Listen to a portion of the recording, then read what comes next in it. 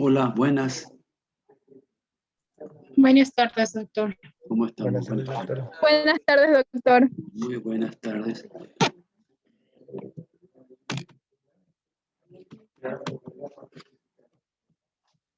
Bueno, el lunes habíamos conversado sobre las infecciones urinarias, las infecciones de la vía urinarias. Habíamos mencionado en forma general que primero que quede claro que nosotros no debemos tener ninguna infección urinaria y que si hay alguna infección urinaria, quizás cuando se presenta por primera vez, usted puede aplicar un tratamiento. Lógico está que debo recordarles que todo cuadro de proceso infeccioso amerita lo que iremos mencionando todo este tiempo que queda de clase o de charla. Siempre la historia clínica, los datos, cuando son importantes los datos, los antecedentes. Luego viene el examen físico. Y si estamos hablando de una posible infección, de ser posible realizar un examen de orina y también si es posible recolectar pronto la orina para hacer un urocultivo. Y luego empezar por, dependiendo de qué parte del tracto urinario se sospecha la infección urinaria, que puede ser el tracto urinario inferior o del tracto urinario superior, entonces usted tiene que apoyarse con imágenes. Y siempre nosotros tratamos de que sea de lo más sencillo a lo más complicado. Lo más sencillo, pues, una ecografía.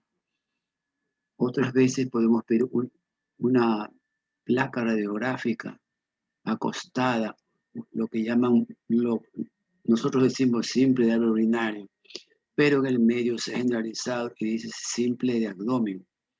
Pero sobre esta simple, nosotros consideramos que la placa simple debe ser en decúbito, si el paciente debe ser tomada la placa simple acostado, no de pie, acostado, porque acostado se va a movilizar el riñón, un poco la vejiga y se va a poder observar si es que estamos sospechando de la presencia de un cálculo en la vía urinaria.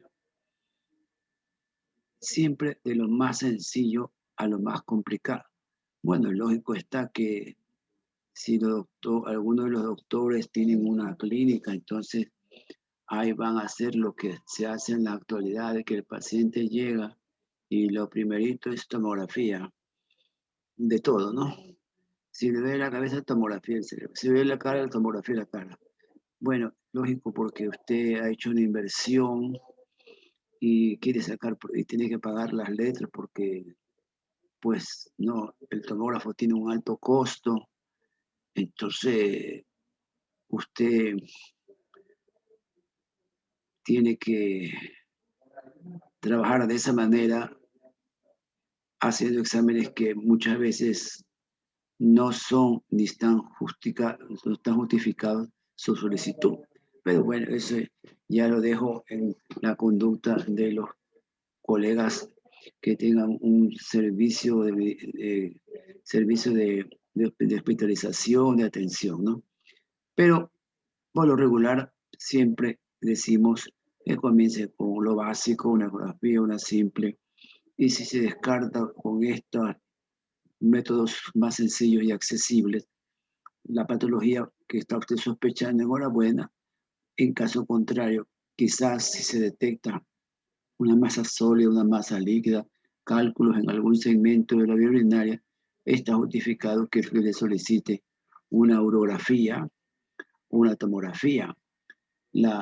Esto que menciono, la urografía, que es un urograma, da una información buena, concreta. Durante como 100 años se hicieron urografías en el mundo entero. Lógicamente que ahora ha quedado en menos uso porque la tendencia es la tomografía. Pero no siempre en todos los sitios hay tomógrafo. Y yo siempre digo, ¿por qué no sacarle provecho al aparato de rayos X que están en los hospitales, por ejemplo, del Estado? Por ejemplo, yo lo tengo bien claro porque conozco. En el hospital de Yaguachi hay rayos X. En el hospital de Daule hay rayos X. En el hospital de Milagro hay rayos X. Pero ¿qué ocurre? Alguna imagen no le piden una placa simple, no le piden una orden de tomografía. Entonces le mandan en la ambulancia a recorrer las carreteras del cantón, de la provincia de Guaya, de Milagro a Yaguachi, y lo mandan a que por medio del Estado le tomen una tomografía. Y muchas veces hay que sacar cita y volver. Imagínense, yo no encuentro una explicación. Pero tiene rayos X. Entonces, si hay un rayos X, ¿por qué no le tomas una placa simple? ¿Por qué no le pones, si no tiene problemas renales, póngale medio de contraste y tómele una placa minutada, 5, 10, 15, y usted tiene ahí, se va a ver si funciona, dónde está detenido el riñón. Es decir, un ejemplo, ¿no? Sería de horas de hablar al respecto, pero no sabemos aprovechar los recursos que tenemos a la mano donde los médicos laboran. Bueno, eso es un comentario que me permito hacerse. Ahora, ya para hablar un poquito más específico de determinadas infecciones de la vía urinaria, hemos dicho que no nos debe dar infección, pero puede haber infecciones y que la vía de ingreso de la infección urinaria en el 80% es por vía ascendente, el resto puede ser por vía hemática. Y hemos hablado algo de las edades y queda claro que normalmente la orina es estéril y si hay alguna infección o si hay una recidiva o si se repite una infección, usted tiene la obligación de buscar la causa, hacer un buen estudio para descartar, para diagnosticar en forma apropiada la causa de la presencia de una infección en un paciente determinado. Ahora, la pielonefritis aguda es una inflamación que afecta el riñón, ¿no?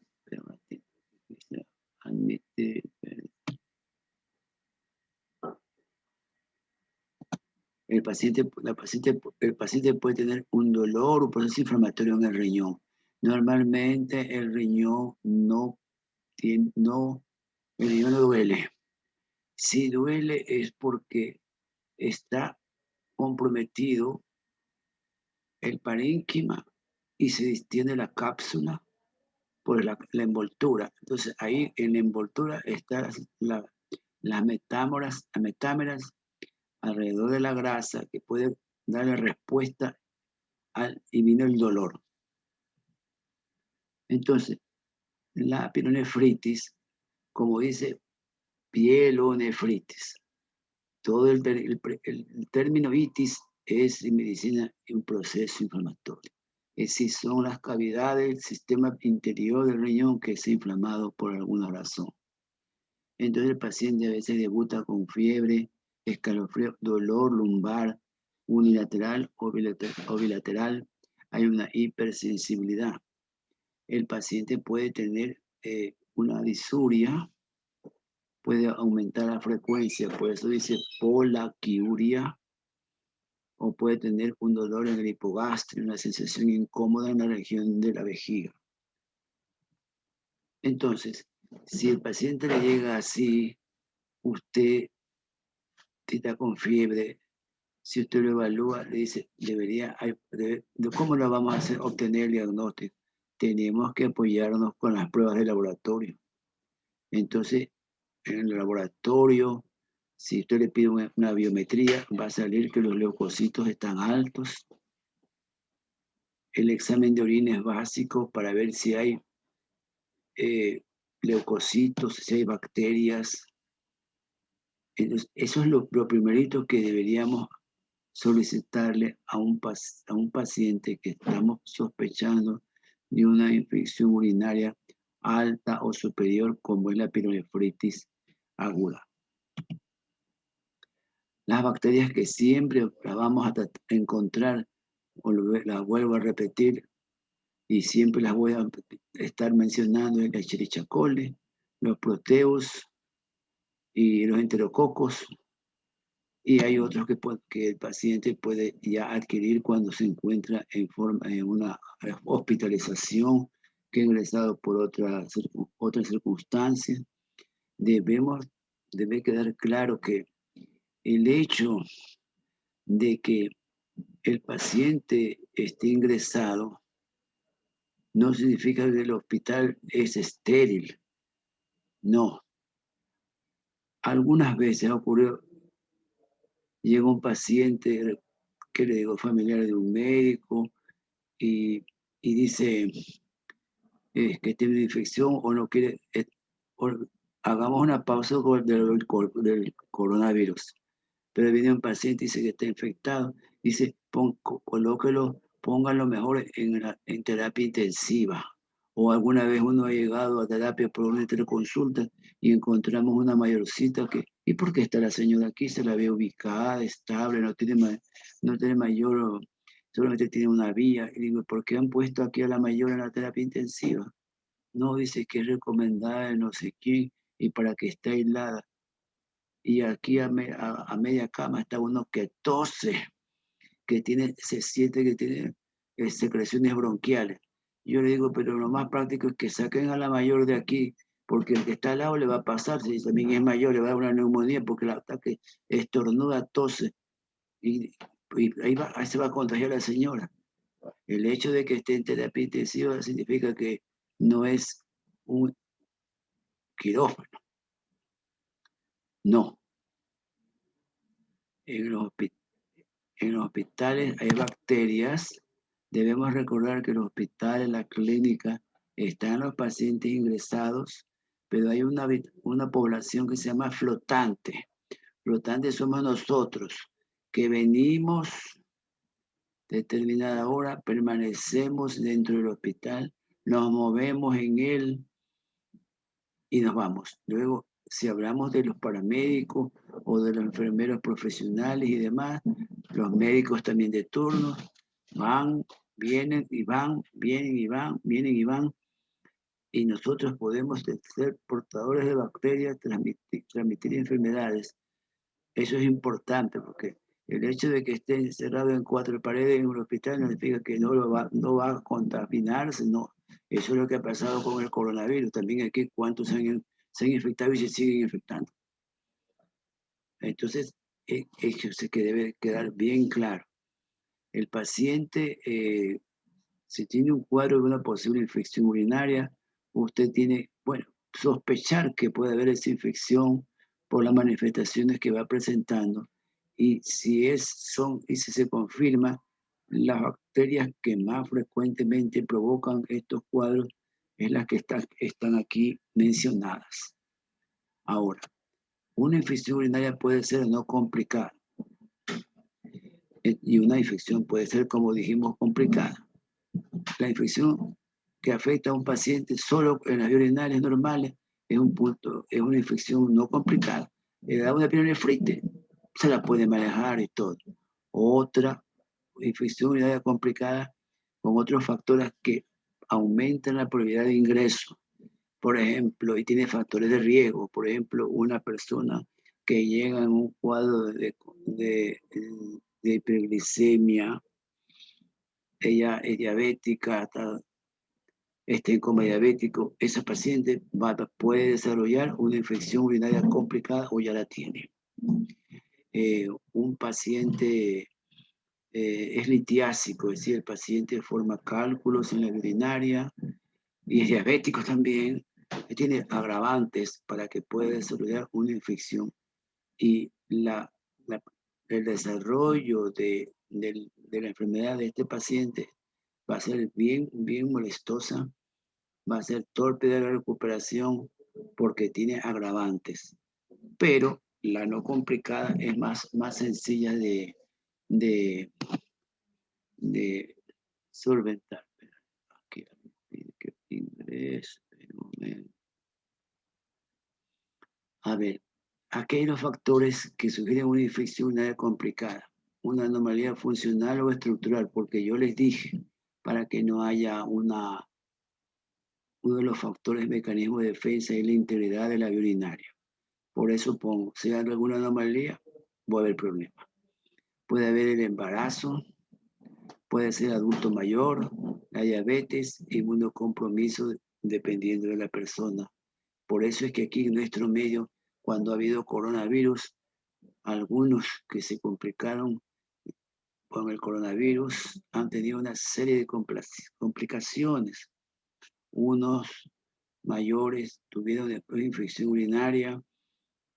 ¿Y por qué? Porque se les cateterizó, porque entraron a terapia, fueron intubados, se le colocó una sonda y el paciente ya tenía un crecimiento prostático, tenía residuo urinario y fue un pretexto, entonces hizo infección urinaria, otros se obstruyeron, otros cuando salieron se le retiró la sonda y tuvieron que volver a colocar la sonda y ya han pasado un mes y siguen con sonda y la próstata les ha complicado la vida y ellos supuestamente tenían ligeros síntomas, pero después de haber padecido el coronavirus se exacerbaron las molestias y otros han hecho insuficiencia renal y han necesitado hemodiálisis, unos salieron, otros penosamente no y han partido.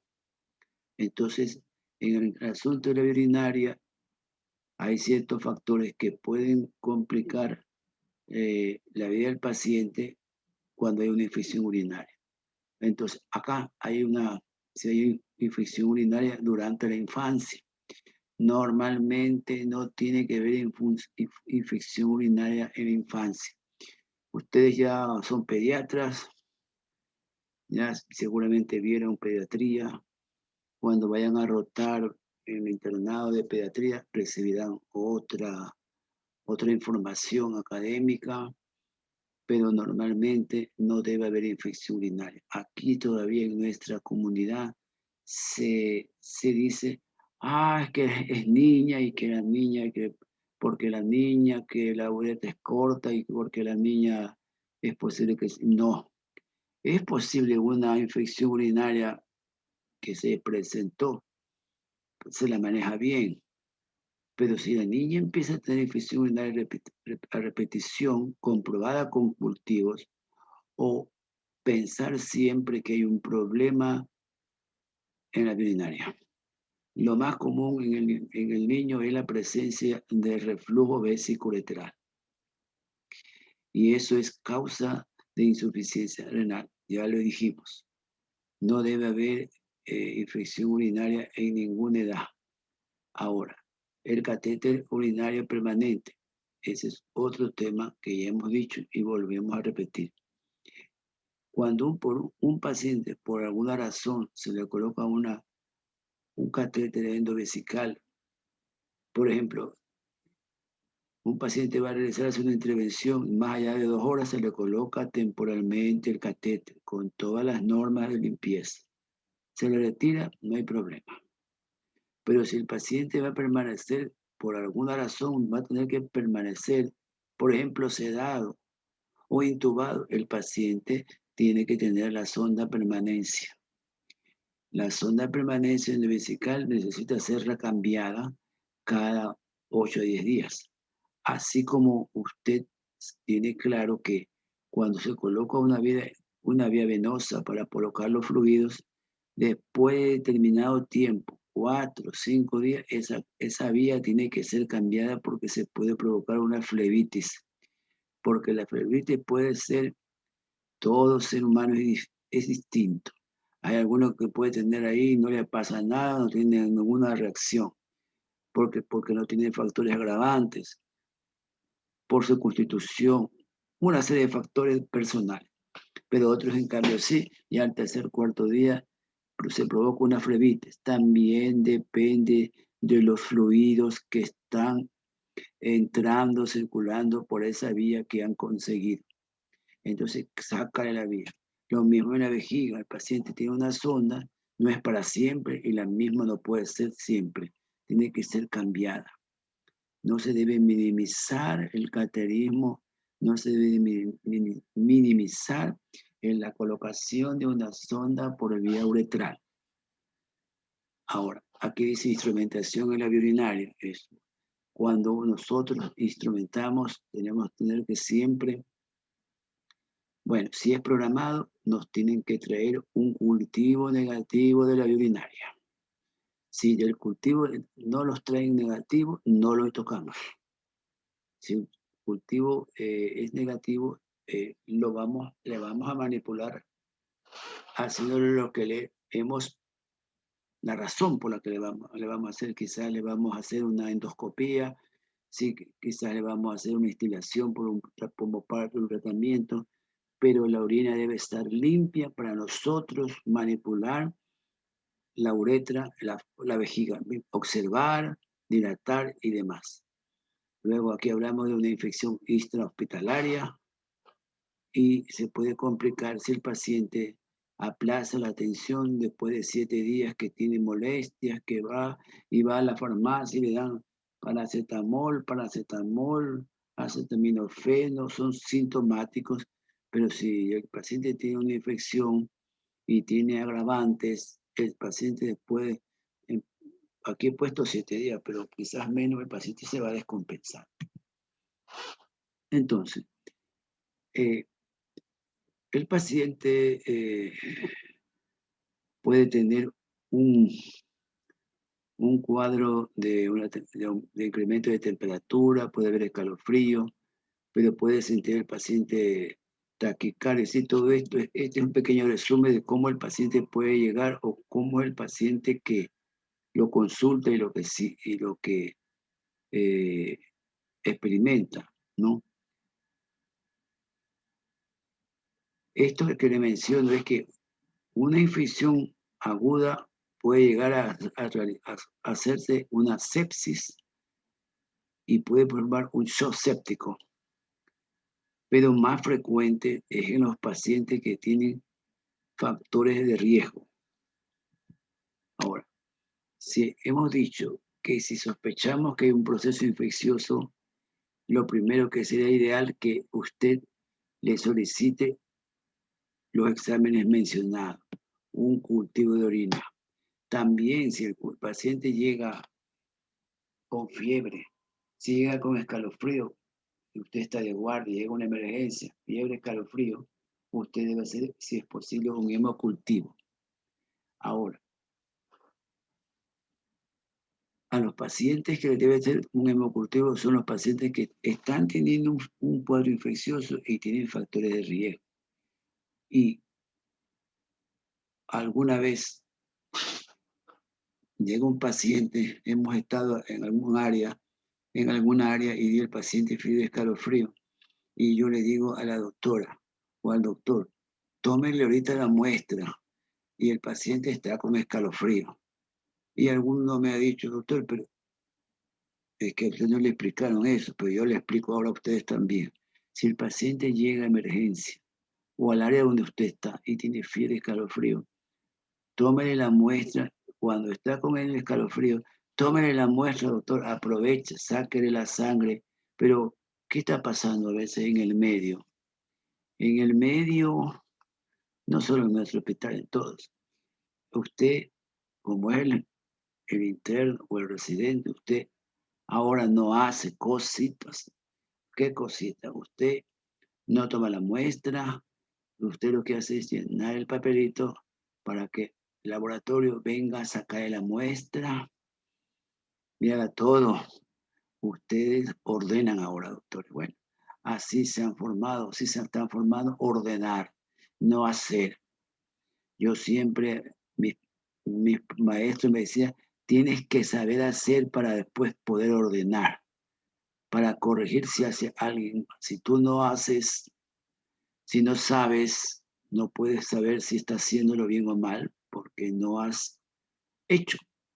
Entonces, si el paciente está con escalofrío, en ese momento usted le saca la sangre y la manda al laboratorio y le hace que preparen para un hemocultivo, porque en ese escalofrío, en esa viremia, en esa bacteriemia, en ese momento la bacteria está circulando y ahí usted la agarra y lógicamente, si va a hacer también un urocultivo, muchas veces va a coincidir, algunas veces van a coincidir los resultados del hemocultivo y el urocultivo. Ahora, atención, si vamos y si detectamos hemocultivo, significa que el paciente está entrando en una sepsis urinaria. Ahora, nosotros, si tenemos una sospecha de pielonefritis, podemos pedir imágenes.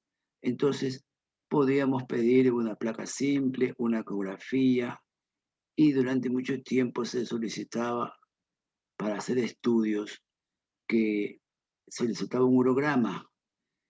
En la época que hacíamos muchos rayos X, y concluimos que la mayoría de los pacientes tenían un urograma normal, significa que era un cuadro infeccioso, pero no había ninguna alteración, no había cálculos, no había ninguna alteración estructural, no eso. Ahora, por eso ahora nosotros tratamos de que le pedimos una eco y una radiografía, y la urotomografía, el urograma, nosotros lo aplazamos hasta que el paciente se estabilice, quite la fiebre, le pedimos, eh, le vamos a pedir es una ecografía, que es menos invasiva que un urograma y nos va a orientar para ver qué está pasando en las áreas renales. Le hacemos un eco y dice aquí, hay quizás una dilatación o no hay nada, o le hacemos la historia clínica, ¿no? Si es que ha tenido antes un proceso similar o hace 15 días tuvo otro cuadro de otra patología. Es importante, pero lo más sencillo que usted puede orientarse es una ecografía. Ahora, siempre tenemos que hacer un diagnóstico diferencial con las diferentes patologías que pueden causar un dolor lumbar, pueden causar un dolor en la fosa ilíaca derecha, izquierda, para poder llegar a un diagnóstico. Entonces, lo que a veces tenemos que recordar, apendicitis aguda, pero eso es que afecta el lado derecho. Puede haber una diverticulitis. Los divertículos son más frecuentes en las personas de más de 50 años. Ahora se está detectando mucha presencia de diverticulosis en personas más jóvenes, ¿no? Ahora, los gastroenterólogos aducen de que es por los malos hábitos del vaciado intestinal y que ese vaciado intestinal está relacionado con la dieta, por los alimentos que nosotros nos servimos, por todas las sustancias que en el fondo la dieta ha cambiado muchísimo en el transcurso de los años. Las dietas varían donde usted reside, las dietas varían desde cómo usted aprendió a valorar la alimentación en su casa. También varían mucho la actividad laboral. Bueno, pero ahora hay mucha presencia de diverticulitis. Estamos hablando de los divertículos del colon, donde más frecuentemente se asientan es en el sigmoides, en el descendente. Puede haber una pancreatitis aguda, pero si hablamos de pancreatitis aguda, lo primero que tendríamos que pensar que puede tratarse, si no hay un antecedente previo, bueno, puede ser de tipo bacteriana, pero a veces es más debido a un cuadro o una complicación de una obstrucción. Y muchas veces no es propiamente en sí del páncreas, sino de los conductos que tienen que ver con el conductos, con el colédoco, con el Wilson o con el sistema biliar, con la vesícula, ¿no? También hay un dolor en faja, que es el herpes zóster, pero ese siempre se acompaña. Y si usted lógicamente le va a hacer una evaluación física, va a notar pues lo que puede, cómo se manifiesta el herpes zóster. A nivel, esto afecta pues el nervio intercostal y en faja. Entonces va a notar los cambios que hay en la piel de la persona afectada con una posible herpes zóster. Puede haber una lumbociatalgia. A ver, en nuestro medio hay una confusión. Todas las personas que tienen un dolor en la región lumbar, enseguida el comentario es que los riñones, todo es los riñones. Pero hay un capítulo enorme que se llama lumbalgia. La lumbalgia, el dolor en la región lumbar. El dolor de la región lumbar puede ser causado posiblemente, pero cada vez se comprueba que es menos, la causa renal es la menor.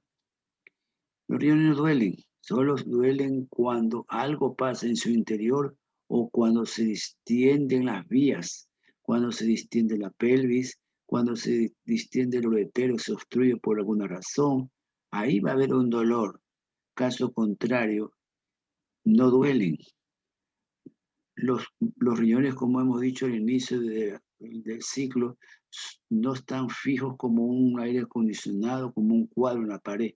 No, los muebles se desplazan con la actividad suya, pero lo que sucede es que hay un tejido graso que es un amortiguamiento, provoca un amortiguamiento de sus riñones y todo el resto hacia adelante que tenemos la cavidad abdominal. Pero la lumbalgia puede ser causada desde una mala posición en su actividad laboral, una mala conducta en la posición sentada, de pie, una serie que son de causas ortopédicas y pueden causar una lumbalgia. Usted puede tener una lumbalgia por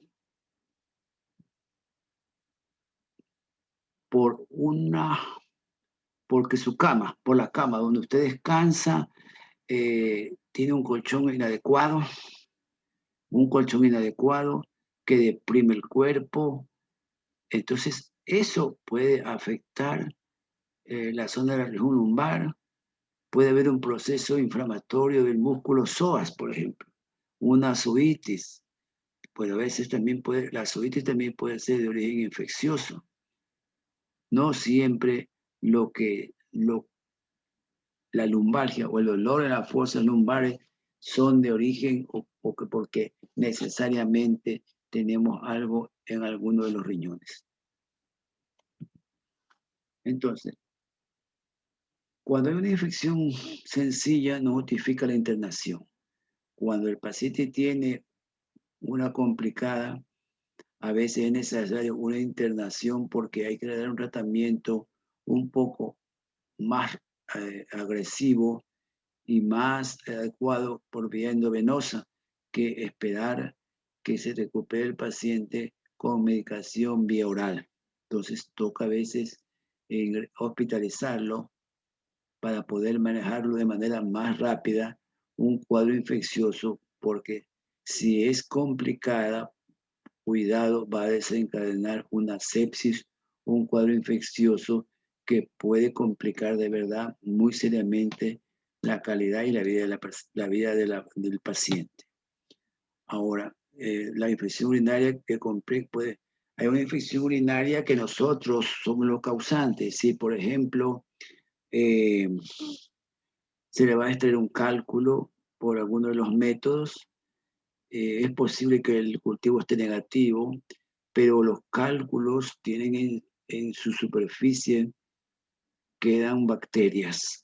Entonces, la remoción de ese cálculo puede desarrollar después de la instrumentación o la intervención que usted realiza, puede desencadenar una infección urinaria complicada. Entonces, no se debe, siempre tendremos que dar un antibiótico de manera profiláctica, muchas veces transoperatoria y posoperatoria. Transoperatoria es porque si, a ver, vamos a instrumentar, vamos a colocar un cateto porque tiene un riñón obstruido, entonces vamos y le tratamos de colocar el catéter. Aquí nos apoyamos con rayos X, con ecografía y la endoscopía. Entonces, si queremos instrumentar un ureter, una vía urinaria, nos pasamos una guía o un catéter y sale orina purulenta, que sí, esa orina purulenta está detrás del cálculo que está obstruyendo la vía. Entonces, allí vemos que hay orina turbia, purulenta, y ¿qué dice el médico que está realizando el procedimiento? Le dice el anestesiólogo, colóqueme 2 gramos de antibiótico. ¿Por qué? Porque ahorita, en ese momento, usted está desencadenando un proceso de liberación bacteriana al colocar un catéter. Tienes que cubrirlo con antibióticos de amplio espectro para que el paciente no vaya a entrar en una sepsis urinaria. Y la sepsis es un cuadro muy severo que puede terminar en fracaso de una persona. Lo hemos vivido. Alguna vez vino un paciente que para un carnaval, vino un hombre joven que le habían colocado un catéter apresuradamente. Sí, vino el domingo de carnaval y le habían puesto el catéter en otro sitio el viernes porque tenía un cólico y lo destaparon el riñón, pero vino séptico a las 48 horas. Séptico, con 40.000 leucocitos, todo alterado. ¿Cuántos años tenía? 36 años. Pasó a terapia intensiva, tratamiento. Ese paciente se murió por la sepsis. ¿Y por qué? Porque fue instrumentado y mandado a su casa, pero debían haberlo instrumentado y haberle medicado por vía endovenosa una alta carga de antibióticos. Seguramente había tenido una orina turbia y posiblemente en la instrumentación sangró. Ahí por ese sangrado, por esos vasos que se lesionan, pueden migrar las bacterias y el volumen bacteriano es tan severo que causa la septicemia del paciente y el paciente puede fracasar. Entonces, si el paciente está en casa y se lo puede administrar por vía endovenosa, debe estar, si es posible, en su casa, poner líquidos intravenosos y hay que tener siempre el esperar o usted siempre va a tener que, muchas veces, perdón, no siempre, disculpe, algunas veces va a tener que usted empezar un tratamiento empírico cuando llega una infección, cuando sospecha de una infección urinaria. Pero lo ideal sería que si usted tiene la sospecha, entregue la muestra de orina. La orina, aquí en nuestro medio hay un problema. ¿En qué sentido? Para la recolección de la orina. Dice, la orina de la mañana. Por favor, si el paciente está con una infección urinaria, las bacterias están en su volumen urinario todas las 24 horas. No se van a dormir de día. Van a aparecer. No, el paciente hágase ahorita, entregue la muestra para que se haga un cultivo. Después que entregó la muestra, usted ya puede dar el tratamiento adecuado de la infección de la urinaria.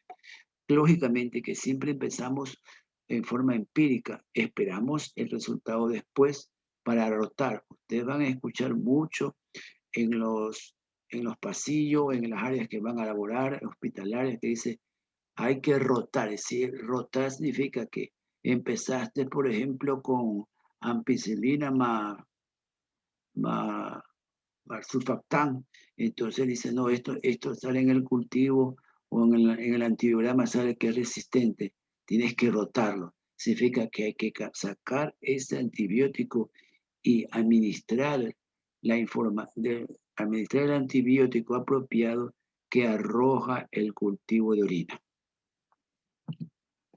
Ahora, si hay un paciente que tiene una obstrucción, si hay un problema obstructivo, crea un absceso potencial, hace una pionefrosis, que puede destruir el riñón con rapidez y obtener, es que admitir, parece que aquí van llegando los doctores, y poner en peligro la vida del paciente. Por eso, cuando hay una obstrucción, uno debe tratar de desobstruir lo más pronto el riñón. Usted dirá, ¿tiene el otro? Sí, pero es que hay un foco infeccioso adentro del riñón afectado. El otro siempre va a seguir funcionando hasta que se viene un proceso séptico y los dos dejan de trabajar, o el otro también, ¿no? Entonces, frente a una pielonefritis aguda, si no hay sepsis, usted le hace un urocultivo y le da un tratamiento ambulatorio y va a mejorar en las primeras 72 horas. Entonces, ese tratamiento por vía oral le puede dar tratamiento parenteral, es decir, le hace inyectar, le coloca una vía, puede ser posible muchas veces en la casa, donde si se trata o tiene nexos con gente paramédica, auxiliar de enfermería, pueden apoyar a la persona que está afectada. Otras veces, si el paciente viene con mucha fiebre, tiene fiebre, o ya saben, algunas veces los pacientes ya se han hecho atender y traen un examen, una biometría hemática que dice 30.000 leucocitos. Usted no puede estar pensando, este paciente es de observación, porque si tiene una leucocitosis, 22.000, 40.000, ese paciente le va a entrar en una sepsis y se le va a complicar, porque la sepsis, el paciente a veces hasta pierde la conciencia porque la bacteriemia está instalada.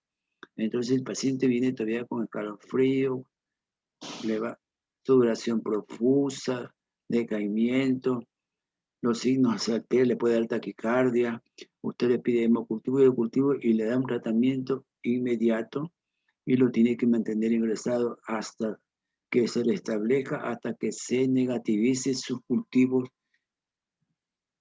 Y ahora también depende de dónde usted se encuentra laborando, doctores, ¿no? No siempre tenemos a la mano todo lo que usted sabe teóricamente que conviene, que lo va a sacar más rápido.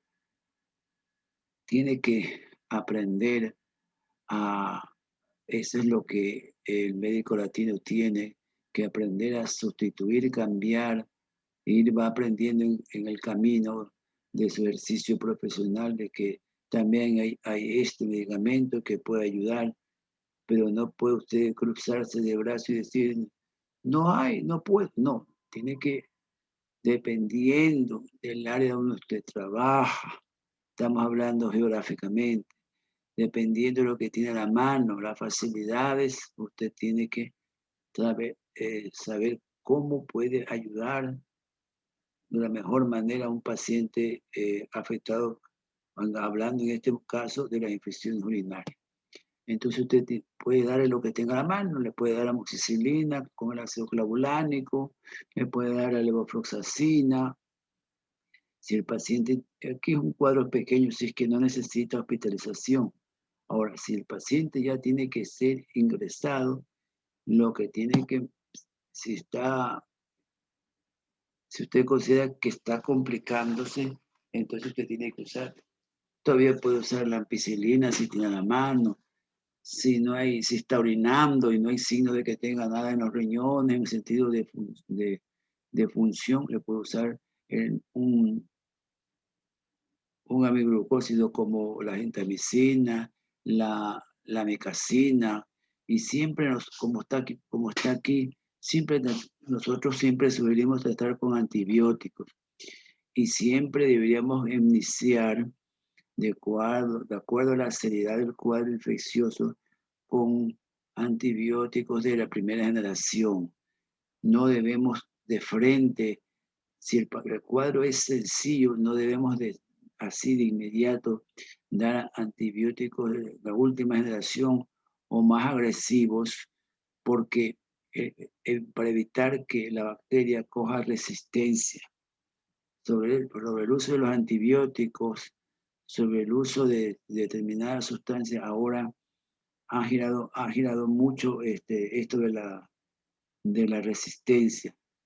Esto de la resistencia se aplica para los antibióticos, pero por ejemplo, también se aplica, nosotros manejamos un cáncer de próstata, que, que es hormonodependiente, y si llega a un estadio que no está obstruido, pero tiene un cáncer, no puede hacer cirugías radicales porque está más avanzado. Entonces empezamos a darle unos medicamentos que van a inhibir la función, las hormonas que van a nutrir la próstata. Pero ¿sabían ustedes que al cabo de 2 años, 3 años, la célula tumoral ya identifica a estos antiandrogénicos? Y el tumor vuelve a surgir y vuelve a activarse y vuelve va a tender a hacer metástasis, porque lo que se ha hecho con la medicación oral es estabilizar, detenerlo. No se habla de curación, pero ahora se ha comprobado que las células tumorales en determinado órgano afectado, ellas identifican a la sustancia que la está controlando y ya se hacen ya como resistentes. Eso es lo que quiero decir. Y si las células tumorales actúan así, lo propio ocurre con las bacterias, que en un momento el uso indiscriminado de ellas, ellos ya identifican. ¿Sabían ustedes que ahora hay casos de sepsis que sale resistente a todos los antibióticos? Entonces se recurre a otra medicación más agresiva. Y ahora están haciendo unos trabajos de volver a usar los antibióticos de la primera generación. Volver a usar, por ejemplo, penicilina. Y los trabajos en síntesis reportan este beneficio es porque la bacteria no puede tener una memoria, no puede tener una memoria tan grande del pasado, porque como es una bacteria, si esta partícula no puede tener una memoria, ¿me explico? Para olvidarse, la memoria no puede estar en la bacteria de lo pasado.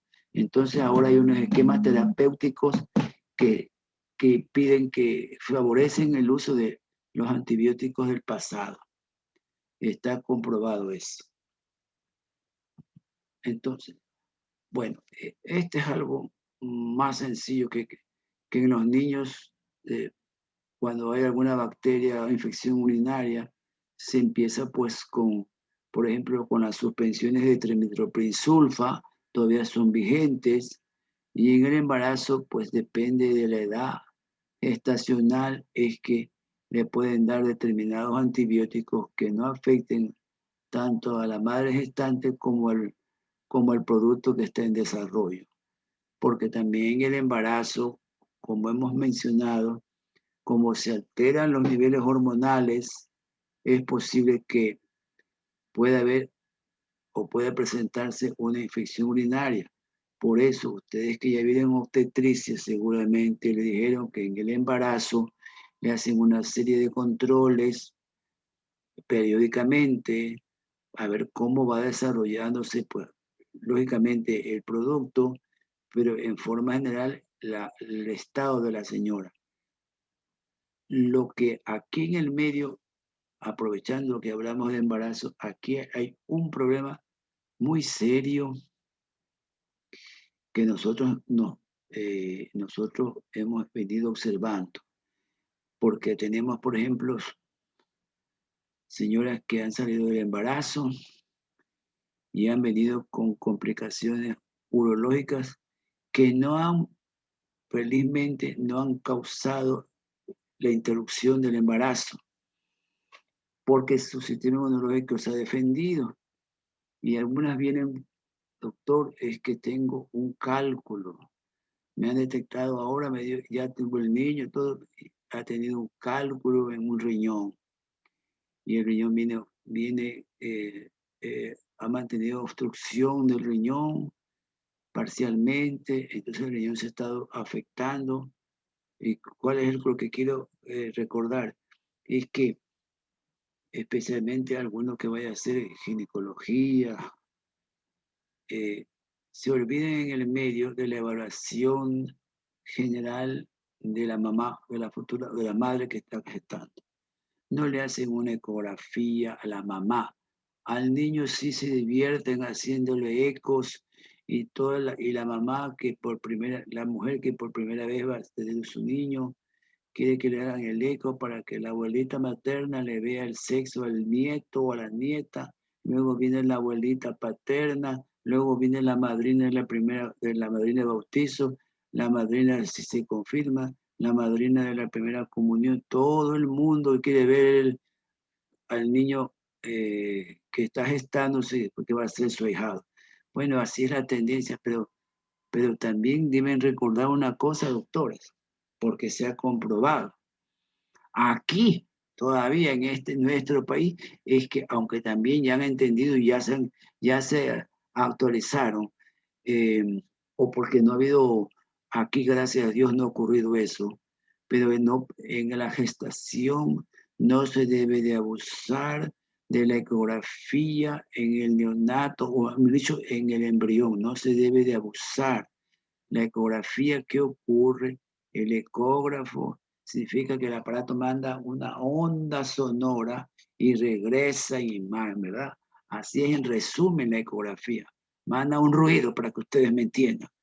Entonces, cuando un niñito se está formando, está el reporte de revistas serias, pues de artículos serios, no de internet, de revistas serias, los problemas auditivos que hace unos años afectó a niños pequeños por el abuso de la ecografía en edad gestacional. Y en una época se hizo un estudio, la futura mamá hacía hasta un álbum del embrión y tenían el álbum de la foto de todos los ecos que le hacían. Lógicamente, doctores, que si usted va a ser ginecólogo y va a controlar embarazos, va a ser ginecobstetra, lógico, usted le va a cobrar la consulta de su atención y le va a cobrar aparte la ecografía, pero no se recomienda ecografías frecuentes, sino a partir de determinada edad. Lógico, usted va a obtener unas buenas ganancias si es que la mamita dice, hágale un eco, quiere la fotita para mandarla por las redes sociales y regalar la foto a la futura madrina de todo lo que pasa con el desarrollo de la vida del niño y del joven, ¿no? Pero no es así, no debe ser así. Todo está establecido ya en la actualidad cuándo se debe hacer el eco, en qué edad debería hacerse, pero parece ser que en nuestra comunidad nos dejamos llevar de algunos factores que mejor no comentemos, pero que quede claro, no se debe abusar de la ecografía en la edad gestacional sí, cuando el niño se está formando. Dale tiempo que se madure en forma natural. Quizás usted también nació con el álbum porque ustedes son jóvenes, pero su mamá no nació con el álbum y es sanita, usted la adora, adoramos a nuestra madre, pero de nuestras abuelas ninguna le hacía eco a su mamita. Está sana y todo. Entonces, esto es importantísimo recordar. Ahora, después de unos 2, 3 días, la orina se va a esterilizar y usted, la paciente, los síntomas que pudo haber tenido van a desaparecer, ya no va a haber, muchas veces disminuye ya, salvo que ha sido muy severa, disminuye todas las molestias.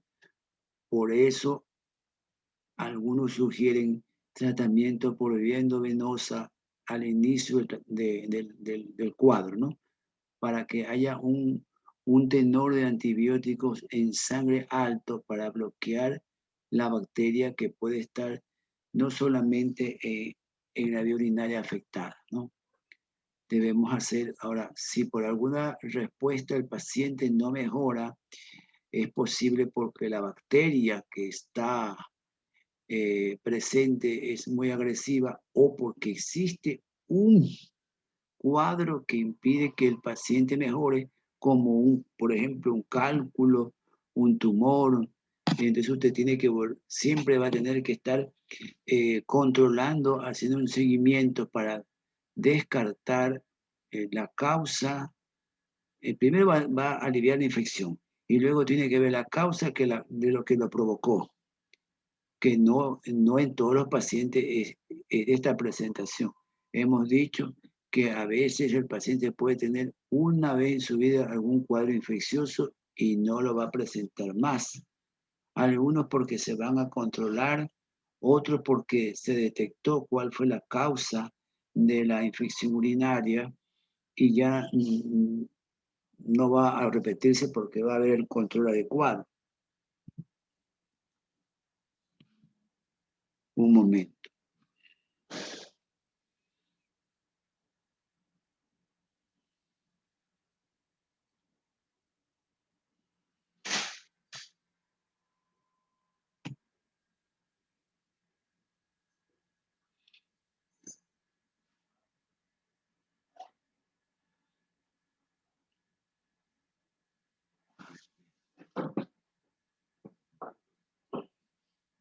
Porque estaba bien en la diferencia también. Ah, caray. Gracias.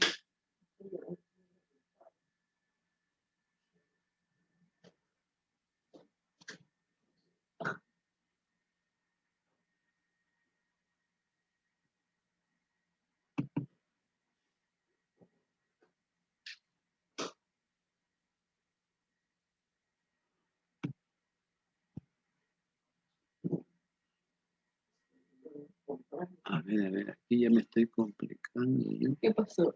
¿Se Pero le un fue? ratito, no, pero déjeme regresar. Es que me salí para aquí.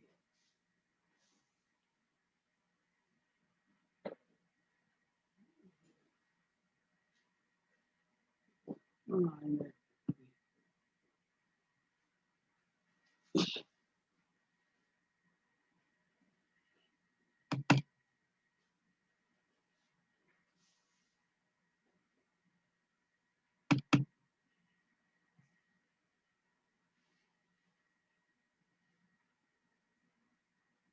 chica.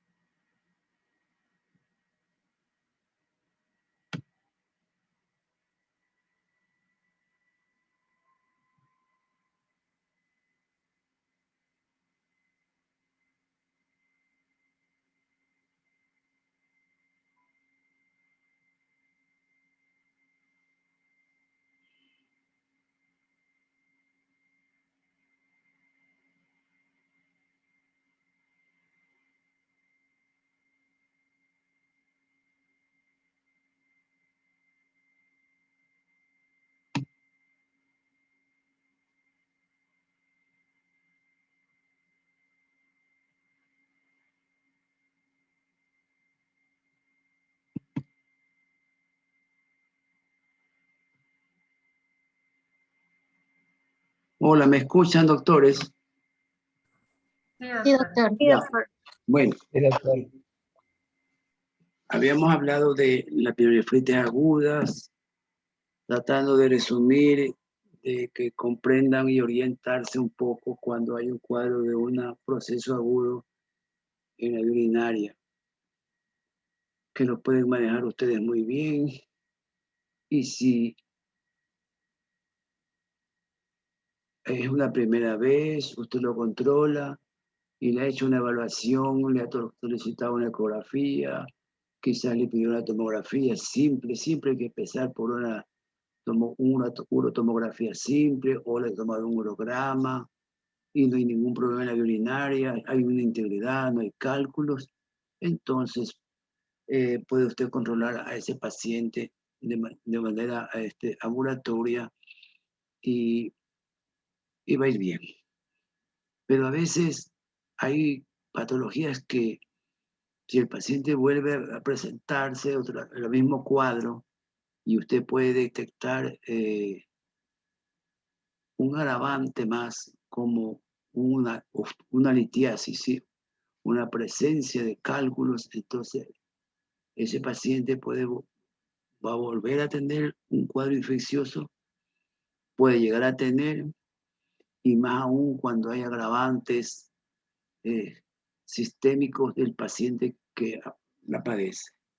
Entonces, hay pielonefritis enfisematosa. Enfisematosa es cuando hay gas, hay aire dentro de la cavidad renal. Normalmente no tiene que haber aire dentro de la cavidad renal. Nunca, absolutamente. Si se presenta aire en alguna cavidad, puede ser en el riñón, en la pelvis, puede ser en el ureter y puede ser también en la vejiga. Entonces, si hablamos de vejiga, se dice cistitis enfisematosa. Ahora, el diabetes es el factor de riesgo más asociado a estas infecciones. La diabetes aumenta el riesgo de bacteriuria asintomática e infecciones sintomáticas como la cistitis, pielonefritis, abscesos.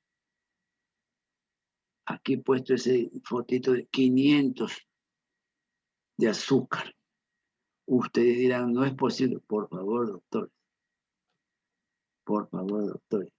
Aquí en este hospital hemos visto y vivido lo increíble. Hay pacientes que han llegado con el azúcar así, ya en coma. No, es decir, que lo que quiero decir que si a mí llega a tener ese valor, yo ya estoy en coma y quizás no regreso. Pero hay pacientes que han llegado caminando y tienen 500 de azúcar. Ya, ahí está. Es como hay pacientes que en los libros, hay un libro de clínica que se llama Harrison, norteamericano, pero estamos hablando de otro libro de unos 30 años atrás o 25 años atrás. Decían, por ejemplo, que si una persona tiene una glicemia de 500, dice en el libro, es incompatible con la vida, así que el paciente ya debía estar muerto. También los libros decían que cuando pasa la barrera de la creatinina de 10, estoy hablando lo que está escrito en libros viejos. Decía que si la creatinina pasa la barrera de los 10, el paciente ya está en insuficiencia renal y el paciente se va a ir, ya se va a morir. Y ustedes no tienen idea cuántos pacientes llegan a nuestro hospital. Algunos han llegado caminando con 17 de creatinina, 20 de creatinina. Y lógicamente que algunos no recuerdan cómo llegaron, porque ya están en una uremia y entonces se confunden, pero no se han muerto y todavía están vivos. Si hablamos del azúcar, pacientes los diabéticos pueden tener una bacteriuria asintomática. Es decir, que tienen bacterias en la vía urinaria hasta que en un momento se desencadena el problema. Todavía no sabemos por qué, pero se supone, y mis mayores profesores decían que es porque estás demasiado azucarado. Y este azúcar, esta sangre azulada es que proporciona como quien dice, un chance para que se desarrollen las bacterias y formen gas. Ahora, hace muchos años, hasta hace 10, 12 años o más, cuando aquí en el hospital, que una vez este hospital fue muy académico, era abierto para muchos alumnos, había muchos profesores y el volumen humano era sumamente grande de pacientes. Con este hospital general. Bueno, entonces cuando alguna vez llegaba a urología una pielonefritis enfisematosa, porque ya no es raro, era raro, entonces llegaba un paciente y le detectábamos en placa, en urogramas, aire, y le dábamos tratamiento. Entonces venían los profesores de semiología, los profesores de clínica, y le pedían al jefe de nuestro servicio que no le dé el alta, que la tenga allí. Entonces las imágenes se prestaban porque los querían dar clase, las imágenes, los pacientes eran, diríamos, asediados en el sentido del examen, claro, no los tocaban, pero tenían al paciente alrededor de un grupo de estudiantes porque eran escasos los pacientes que presentaban una pielonefritis enfisematosa. Por eso aquí en este cuadro tenemos un estudio realizado recién en el año 2000 por Wang, que todavía sigue la clasificación que él hizo vigente. Luego en el año 12 en México, ¿sí me explico? Era escaso la presencia de las pielonefritis enfisematosa. Los más frecuentes que se causaban esto era la Escherichia coli, los estreptococos, todo este cuadro ya se lo he mencionado. Esas son las bacterias más frecuentes. Y la pielonefritis enfisematosa muchas veces viene con un cuadro agudo o a veces no tiene ni fiebre, sino un malestar, un peso en la región lumbar. Otros sí vienen con fiebre, un dolor lumbar sordo, una sudoración profusa, puede sentirse mal, puede haber una masa palpable, pero la mayoría de las veces no. Y es un cuadro que se ha ido instalando progresivamente. Muchas veces la suerte de algunos es que se instala en un solo riñón.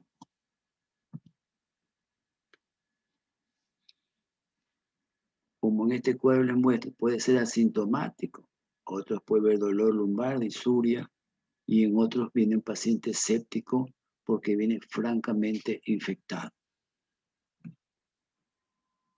Se va a apoyar como siempre cuando llega un paciente una biometría, le va a pedir y va a detectar que puede haber, no en todos, pero en el 90% una hiperglicemia, va a estar los leucocitos elevados, la PCR elevados, puede haber una acidosis metabólica, y entonces usted pongo siempre ahí, siempre tome cultivo de orina y hemocultivo. El germen puede ser aislado simultáneamente en la orina y en la sangre. Ahora en la actualidad, por ejemplo, usted está en emergencia, llega un paciente accedado, usted abre o participa de la exploración. ¿Qué es lo que usted va a escuchar enseguida del médico cirujano o del asistente al cirujano?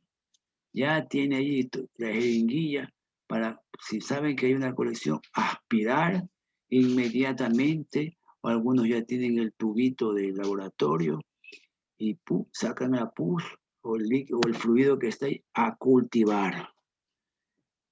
Para buscar la evidencia, para que el tratamiento sea más específico, y si es más específico, es seguro que podamos solucionar más rápido el cuadro de la persona con una afectación supurativa.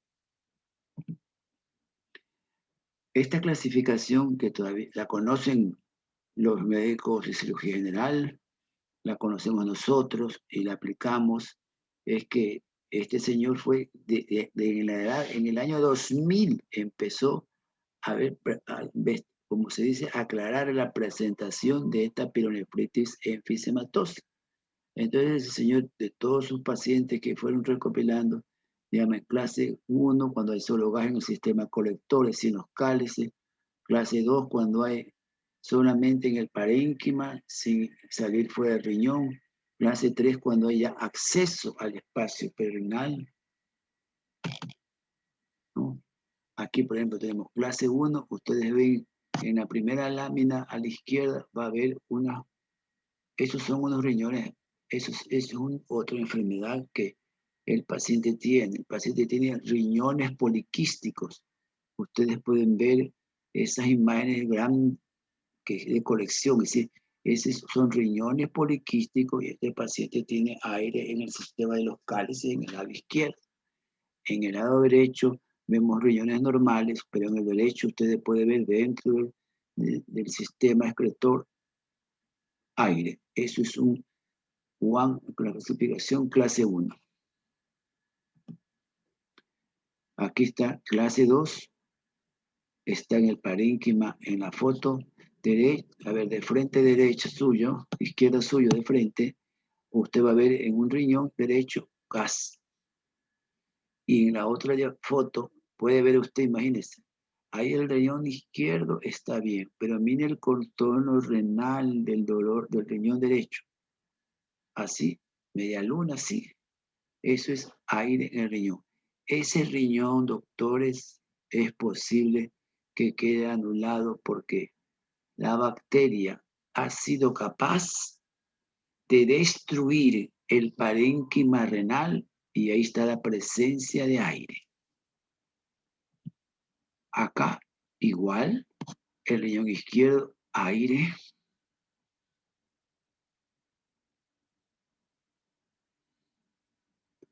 En el riñón derecho, en la otra diapositiva, que está con una flecha color blanco, aire, riñón, y todo eso es aire. Acá, una pielonefritis enfisematosa bilateral o un riñón, ahí está. En los dos riñones usted ve aire. Normalmente, nunca, jamás debe haber aire en la vía urinaria. Si hay aire, estamos hablando de un paciente que presenta o consulta con síntomas leves o síntomas graves. Usted le hace una ecografía y puede detectar también el aire. Y si le hace una tomografía, urotomografía simple, va a detectar. La urotomografía depende de la dosificación de la urea y la creatinina en sangre del paciente afectado. Entonces, cuando el paciente tiene pielonefritis enfisematosa bilateral, puede morir el paciente. Si hay una necrosis parenquimatosa con acceso intraparenquimatosa, también puede morirse el paciente.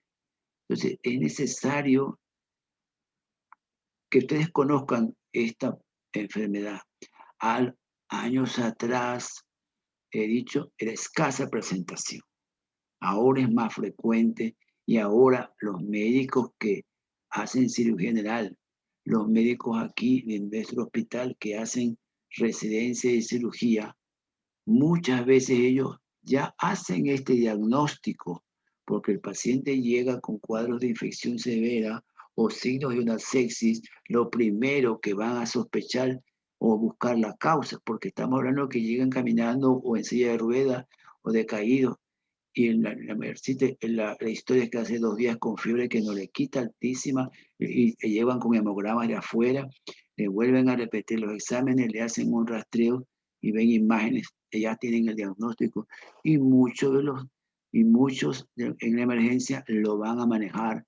Lógico está que nos notifican con una interconsulta y nosotros vamos a ver por qué entramos a participar nosotros, porque muchas veces en un cuadro así sea desencadenado por una obstrucción, por un cálculo o por alguna otra problema que exista dentro de la urinaria.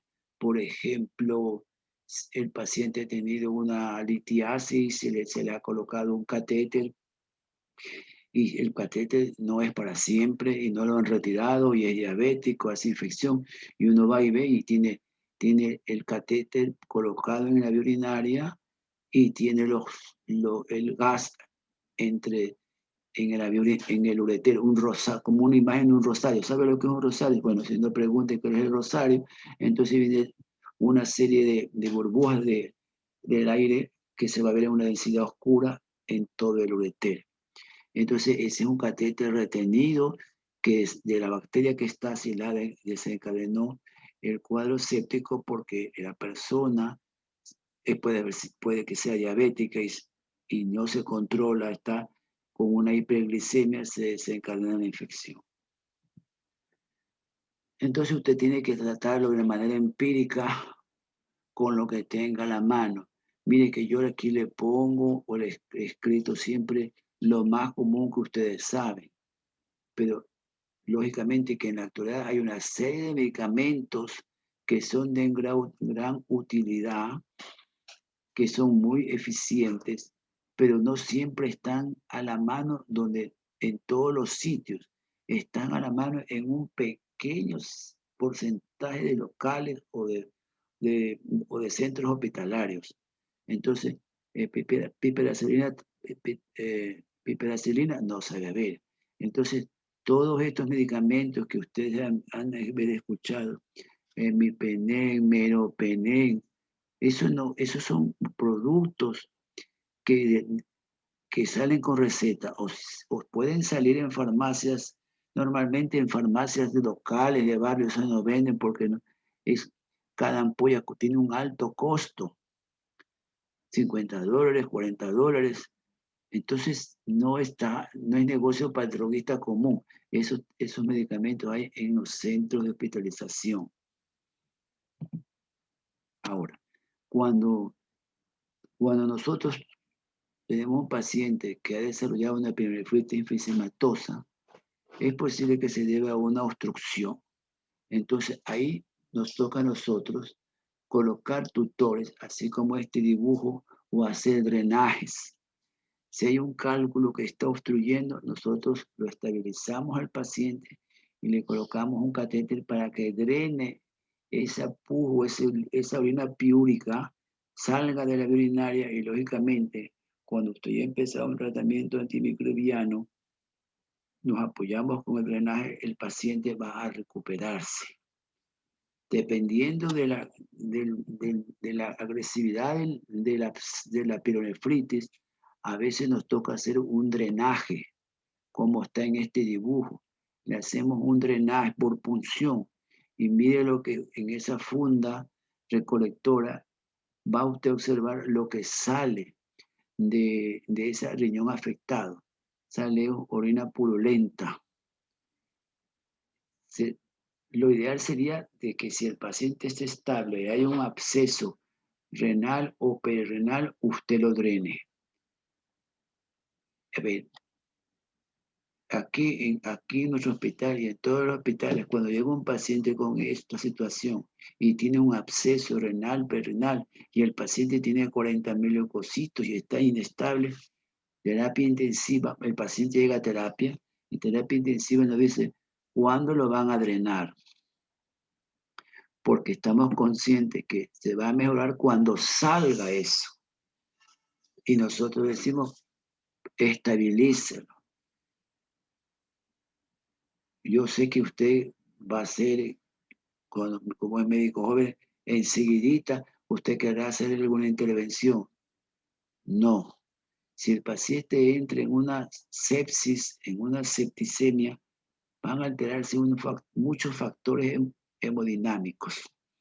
Entonces el paciente tiene riesgo de que durante la intervención muera. Usted lo que tiene que tratar es de localizar, restringir la bacteriemia. Entonces usted le da antibiótico, trata de que los leucos le bajen un poco, aunque sea para nosotros poder intervenir y hacer un drenaje.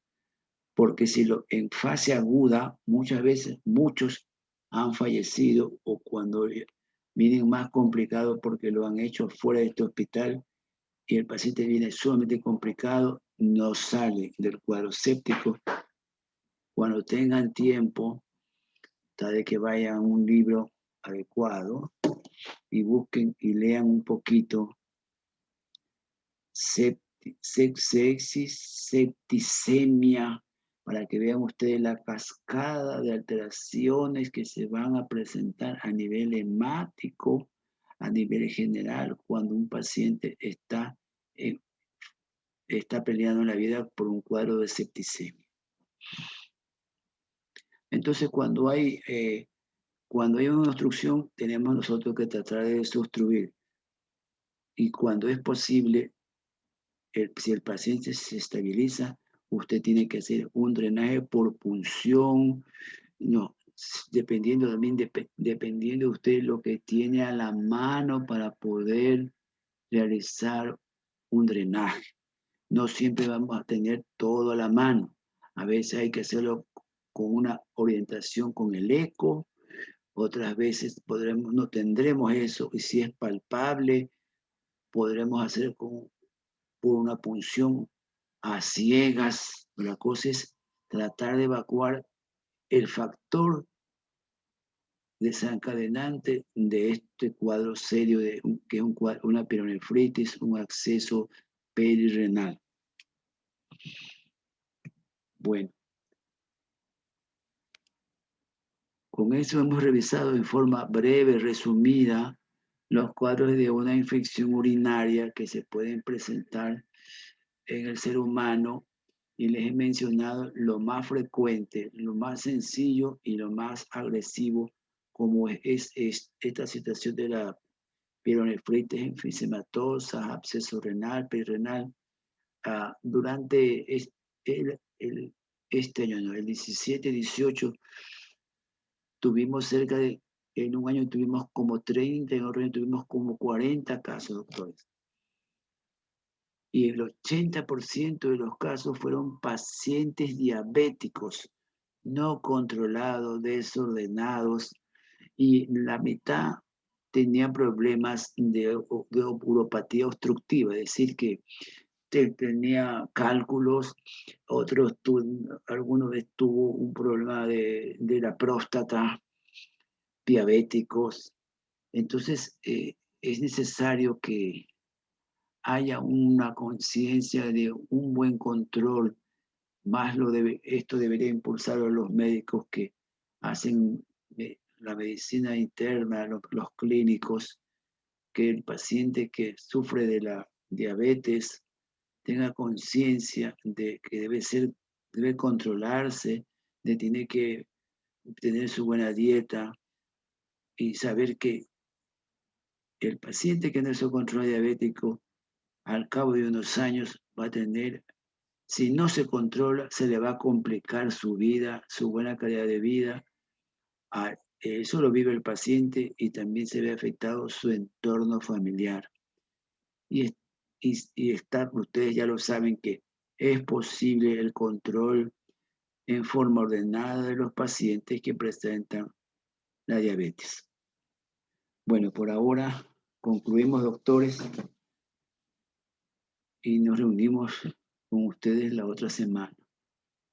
¿Ok? Gracias, doctor. Listo, Doctor, doctor. gracias. Dígame. Esta semana son exámenes. A ver, la otra semana son exámenes.